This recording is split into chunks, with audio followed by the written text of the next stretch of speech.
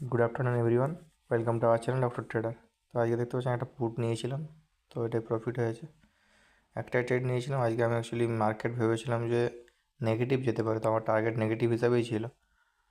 But শুরুতে একদম সকাল থেকে মোমেন্টাম দেয় বাইইংয়ের। বাট আমি যেহেতু ভেবে রেখেছিলাম 1 লট নেওয়াই যেত, 1 কি 2 লট, মানে 1 লট হাফ কোয়ান্টিটি।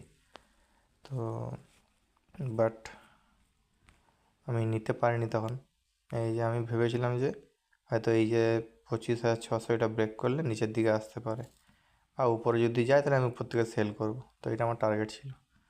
তো সকালে ফ্ল্যাট খুলেছিল, তো এটা আমার একটা ভাবা হয়েছিল যে ফ্ল্যাট খুললে এখান থেকে গিয়ে বাই করা হয়েছিল, তাহলে এখানেও 1 লট নিলেও 4-5 হাজার টাকা প্রফিট হতো।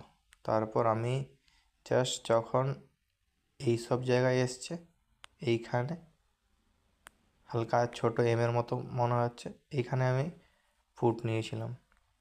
তো মোটামুটি হোল্ড করেছিলাম একদম লাস্ট পর্যন্ত এইসব জায়গায়। তো 3,500 টাকা বুক করেছি।